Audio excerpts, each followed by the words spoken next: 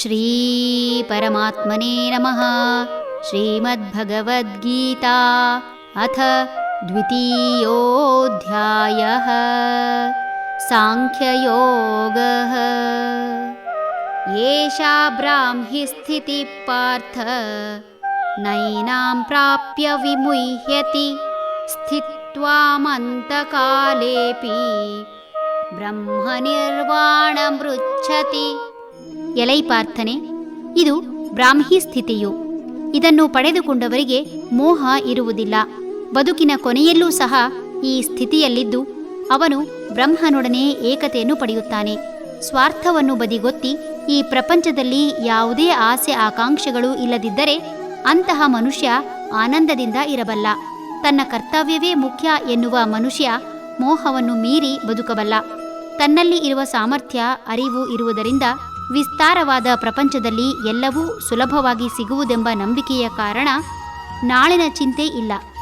ಹಿಂದೆ ನಡೆದಿದ್ದೆಲ್ಲವೂ ನಾಟಕದಂತೆ ಅನಿಸಿ ಕಷ್ಟ ಸುಖ ಎಲ್ಲವೂ ಮಾನಸಿಕ ಸ್ಥಿತಿ ಹೊರತು ಅದಾವುದೂ ಆತನ ಸ್ಮೃತಿಪಟಲದಲ್ಲಿ ನಿಂತು ಆಗಾಗ ಕಾಡುವುದಿಲ್ಲ. ಹಿಂದಿನ ಹಾಗೂ ಮುಂದಿನ ವಿಷಯದ ಬಗ್ಗೆ ಯಾವುದೇ ಚಿಂತೆ ಇಲ್ಲದ ಕಾರಣ ಮನಸ್ಸು ಸದಾ ಪ್ರಸನ್ನತೆಯಿಂದ ಇರುತ್ತದೆ. ಕರ್ತವ್ಯವೇ ದೇವರ ಪೂಜೆ ಎಂಬ ಮನಸ್ಥಿತಿ ಇರುವವರು ಯಾವ ಭಯ ಆತಂಕವಿಲ್ಲದೆ ಸಮರ್ಪಣಾ ಭಾವದಿಂದ ಕೆಲಸ ಮಾಡಿ ಕರ್ತವ್ಯದಲ್ಲೇ ಆನಂದ ಹೊಂದುತ್ತಾರೆ. ಮಾಡುವ ಕೆಲಸದಲ್ಲಿ ಆಲಸ್ಯ ಸೋಮಾರಿತನ ತೋರಿಸದೆ ಅದರಿಂದ ಪ್ರತಿಫಲಾಪೇಕ್ಷೆ ಇಲ್ಲದ ಕಾರಣ ತೃಪ್ತಿಯ ಜೀವನ ಅವರದ್ದಾಗಿರುತ್ತದೆ. ಮೋಜು ಮಸ್ತಿ ಎಂಬ ನಾಟಕಕ್ಕೆ ಕಣ್ಣು ಮುಚ್ಚಿರುವುದರಿಂದ ದೇಹ ಹಾಗೂ ಮನಸ್ಸಿಗೆ ಯಾವ ತೊಂದರೆಯೂ ಆಗದು. ಕುಳಿತಿರಲಿ, ನಿಂತಿರಲಿ, ನಡೆಯುತ್ತಿರಲಿ ಸದಾ ಆನಂದದ ಸ್ಥಿತಿಯಲ್ಲಿ ಇರುವ ಕಾರಣ ಯಾವ ನಕಾರಾತ್ಮಕ ಶಕ್ತಿ ಕೂಡ ಅವನ ಮನಸ್ಸನ್ನು ವಿಚಲಿತಗೊಳಿಸದು. ಸದಾ ತನ್ನ ಮನಸ್ಸನ್ನು ಆತ್ಮನಲ್ಲಿ ನೆಲೆಗೊಳಿಸಿ ಯಾವುದೇ ಐಹಿಕ ಸುಖದ ಆಸಕ್ತಿ ರಹಿತನಾಗಿರುವುದರಿಂದ ಇದನ್ನು ಬ್ರಾಹ್ಮಿ ಸ್ಥಿತಿ ಅಥವಾ ಇದೇ ಆಧ್ಯಾತ್ಮಿಕ ಸ್ಥಿತಿ ಎಂಬ ಭಗವಂತನ ವಾಣಿಯೊಂದಿಗೆ ಭಗವದ್ಗೀತೆಯ 2ನೇ ಅಧ್ಯಾಯ ಮುಗಿಯಿತು.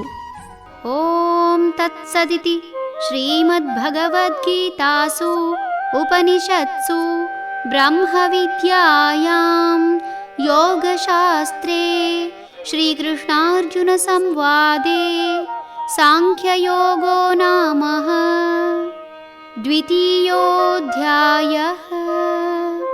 ಶ್ರೀಕೃಷ್ಣಾರ್ಪಣಮಸ್ತು.